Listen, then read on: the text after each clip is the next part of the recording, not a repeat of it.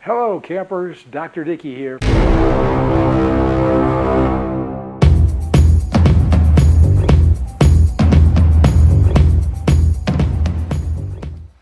So there have been some changes since last time, and I'll kind of let you see what those are.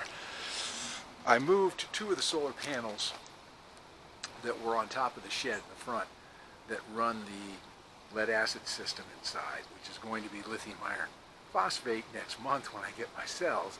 But these two cells, I moved them to the front here. This is a great location for them. They get more sun even than the main array does, and they're not at the perfect angle, but I'm going to fix that when I move this wall down below so I can get them at a good angle. And of course, to do that, I had to move the supply from inside the house. It was over there with a pole, right there was a pole, metal pole one up right there, and they were up on top of the shed on the front. It was actually bowing the shed down, and it was not an ideal location. So I moved them to a better location, and of course now their power comes in here and goes over there. The other change is I took those two panels that are up on the roof of the shed that run the battery for the fan, and I got them laying down pretty flat. So they're just locked down on the shed so that they don't have much of a wind profile at all. So I'm pretty confident that they won't be any problem when and if we have some storm that comes through. They'll sit on top of the roof, and either the whole roof will blow off or they will blow off, one way or the other. So I've got everything shut down right now, and the reason for that is the capacity increase has been working fantastic. I've found the optimum setting from reading on Battery University that the optimum setting is for 3.92 volts. That's for number of cycles, and for capacity is a sweet spot at about 3.92. And when I do that, the battery is around 55.6 volts, I think, and it only goes down about 2 volts overnight. So that increased capacity is working just fantastic. But there was a problem. Well, not a huge problem, but a little bit of a problem. One was, this is where the 6-gauge wire comes in from the solar panels. And I found when we had maximum sun, and we're getting about 40 or 50 volts, 40 or 50 amps coming in through there, that those wires got a tiny bit warm. Not hot, just a tiny bit warm, along with that circuit breaker, but a little bit warm. That in and of itself, not a big deal. The problem is, I looked up NEC code, NEC, which is, the last one is code, so National Electric Code. And just like I did for the 120 volt run to the house, they say that if you have electric that's buried, it should be 2 feet down. Well, I thought, well, this is DC though. Does it have to be like that for DC? So I looked it up, and it turns out anything with over 30 volts has to be 2 foot down. This stuff here is not 2 foot down. It's maybe a foot down or so, but it's not 2 foot down. So, considering that, goes across, and of course it's the one in the back there. That's the solar input here. This is the 120 out. 120 out's 2 foot down everywhere. But I say, well, if those wires were getting a tiny bit warm, and they're 6-gauge, maybe I should go to 4-gauge. I mean, I know that's overkill, but I like to overkill stuff so that I have more than whatever I need. So I said, well, as long as I got to redig everything to go 2 feet down so I know I'm at code, I might as well put 4-gauge wires in. So that's what I'm going to do. So this is going to be like the mini dig. So it's only a short distance to go from the solar panel array into the shed, and I'm going to do that 2 feet down and put in 4-gauge wire. Oh yeah, just so you know, this may be Florida at the beach, but it is freezing this morning. Cold front came through last night. This is a couple days before Thanksgiving, and it is freezing out here. I mean, it's not literally freezing, but it's like 47 degrees, and that is freaking cold. I will have to say, after looking at them, I'm not so sure that isn't 4-gauge I already have in there. But big thing is I'm going to go down to the proper NEC depth. So, I'm going to do it anyway.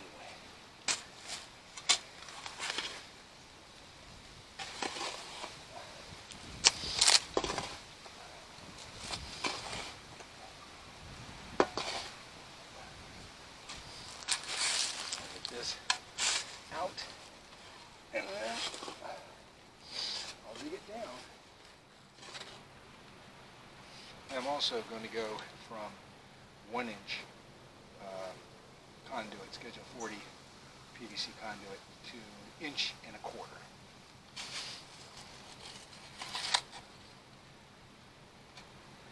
I think it'll fit in 1 inch, but let me see if I can get this cleaned out a little bit without just sticking my butt into the camera.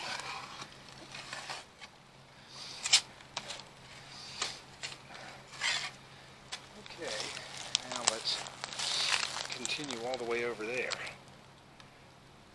The shed.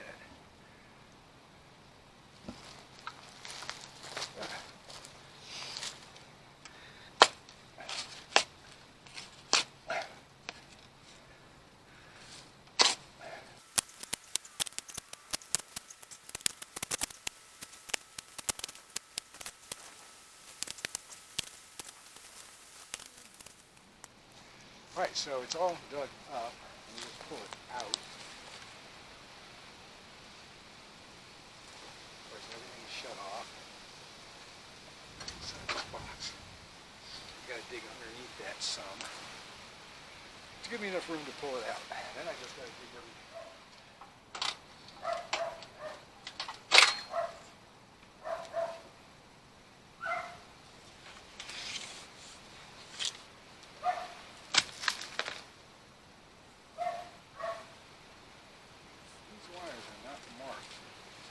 What gauge they are. It's kind of strange, but what can I say?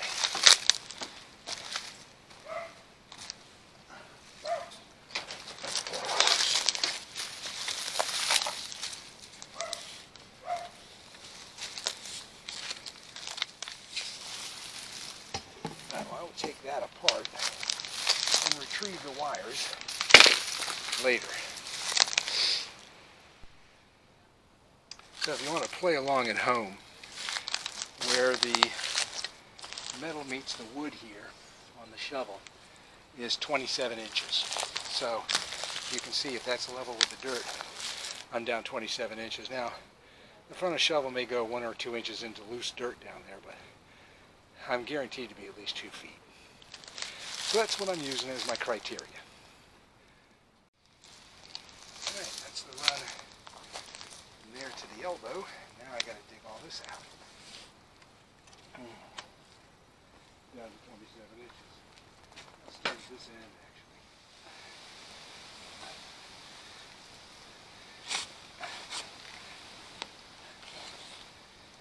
There's always roots that'll grab your shovel and knock off everything you got on it. Every time. That's why I say putting that electrical buried below.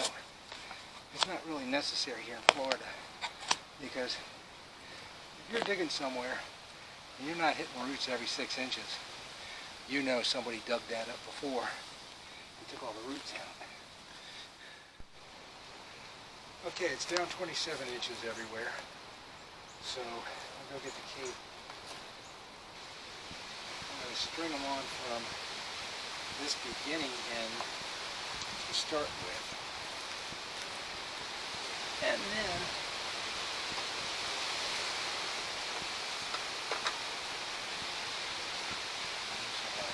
here, and then I'm going to string the last bits on the other end.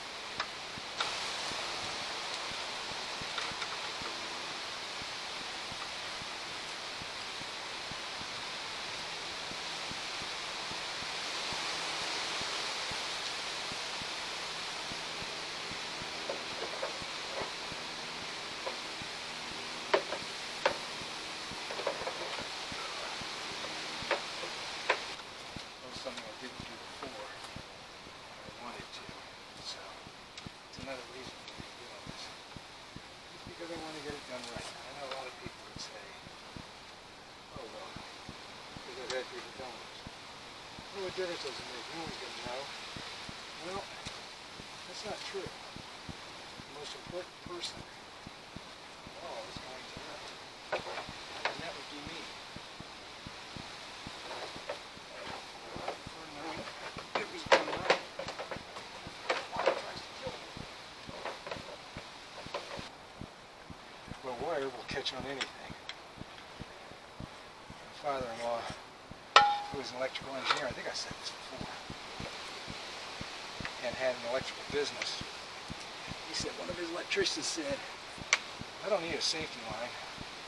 Just give me a 12-foot extension cord, because I know there's no way I can fall more than 1 foot before that thing's going to get all tied up, tangled up, stop me from falling. I think that's it.